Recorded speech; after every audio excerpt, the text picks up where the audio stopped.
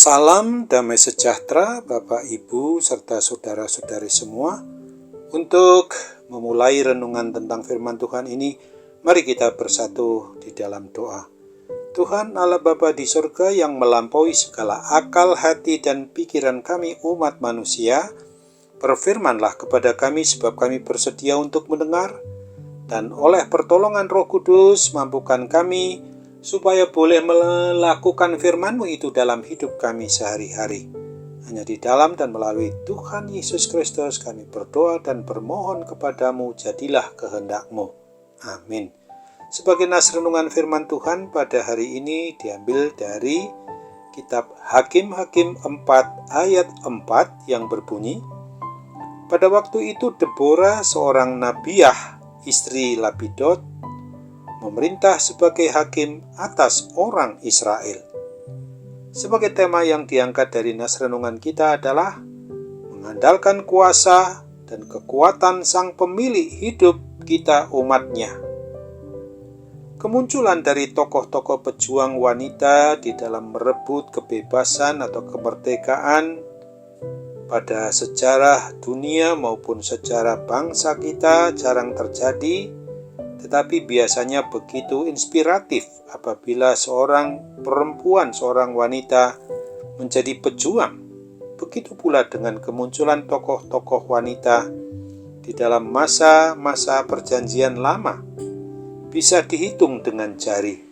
Salah seorang di antaranya adalah kemunculan seorang wanita yang dipakai oleh Tuhan Allah Yahweh Allah Israel, yaitu Deborah, seorang nabiah dan istri dari Lapidot. Deborah hadir pada saat orang Israel sedang dalam kondisi keamanan mereka yang krisis. Keberadaan dari umat Israel waktu itu dapat dibebaskan dari serangan musuh penjajah pada masa itu karena Allah memakai dua orang wanita, baik itu Deborah maupun juga Yael. Deborah memiliki keyakinan iman tentang kepercayaan penuhnya hanya pada janji penyertaan Tuhan Allah Yahweh Allah Israel. Pada waktu Tuhan menyatakan tentang firman-Nya bahwa Dia akan menyerahkan dan mengalahkan orang-orang yang menjadi musuh-musuh Israel yang menjajah mereka, Deborah menyampaikannya kepada Barak. Kemungkinan Barak adalah pemimpin pasukan atau seorang ahli dalam hal berperang. Akan tetapi, Hakim Barak justru mengambang, kalau kamu maju, aku maju. Kalau kamu tidak maju, aku juga tidak maju. Barak bukan mengimani atau mempercayai tentang perkataan menurut kebenaran firman Tuhan, melainkan malah dia bergantung kepada seorang perempuan, Deborah. Dengan kata lain, ia meragukan suatu keberhasilan yang menurut kekuatan firman Tuhan itu sendiri pada dirinya. Akan tetapi Deborah tidak banyak berpikir-pikir dulu. Deborah dengan segera menjawab Barak, baik, aku ikut. Deborah adalah seorang wanita yang harus ikut terjun ke medan perang karena ia beriman, ia percaya akan janji-janji penyertaan Tuhan Allah yang Maha Kuat untuk menolong dirinya maupun juga segenap Israel yang berperang melawan segala kekuatan musuh-musuh mereka yang kafir itu. Perhatikanlah detail cerita ini mengenai kegiatan sehari-hari dari seorang Deborah, di mana di ayat 5 Deborah sehari-harinya dinyatakan bukan belajar strategi perang, bukan juga latihan bela diri.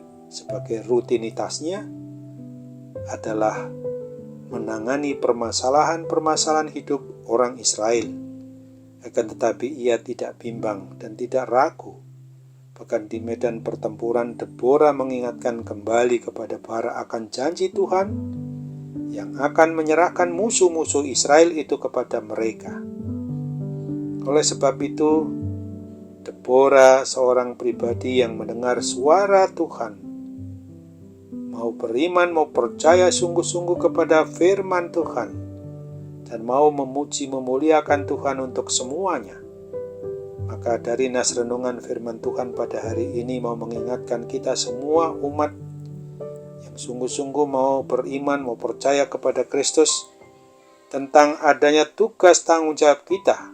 Semua ini khususnya adalah bagi para ibu di dalam setiap keluarga, orang yang mengaku, orang yang beriman, orang yang percaya kepada Kristus, untuk mau tetap berpegang teguh pada kebenaran firman Tuhan di dalam menjalani hari-hari yang masih Tuhan beri untuk menikmati hidup di dunia ini. Untuk para istri, para ibu di dalam rumah tangga umat yang mengaku beriman kepada Kristus. Mungkin saja ada banyak hal yang pada waktu sekarang ini membuat kita gentar, membuat kita takut menghadapi semuanya.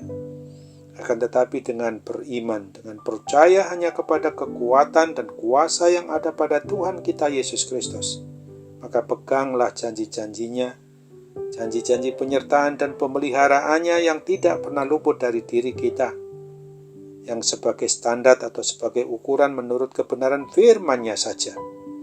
Kita harus yakin, percaya bahwa Tuhan kita Yesus Kristus itu pasti tidak akan salah menuntun dan memampukan kita dengan kuasa-Nya yang maha segalanya bagi seluruh ciptaan dan seluruh kuasa apapun juga.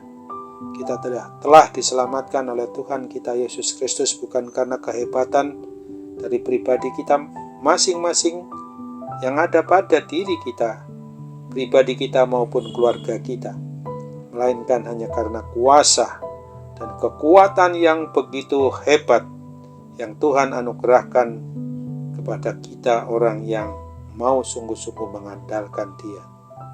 Kehadiran kita sebagai sosok seorang istri atau seorang ibu di dalam rumah tangga sesungguhnya sudah Tuhan rancangkan.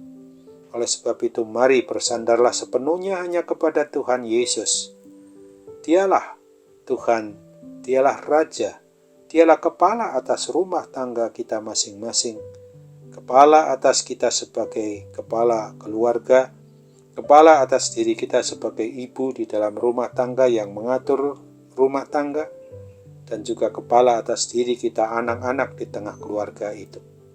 Amin. Mari kita kembali bersatu dalam doa. Tuhan Bapa di surga, terima kasih untuk firman-Mu pada hari ini yang sudah mengingatkan kami agar kami sungguh-sungguh mau hidup untuk mengandalkan kuasa pertolongan Tuhan itu sepenuhnya kepada kekuatan yang ada padamu sendiri. Karena itu kami meminta Tuhan yang pasti memberikan apa yang kami butuhkan. Dalam nama Tuhan Yesus kami berdoa kepadamu. Amin.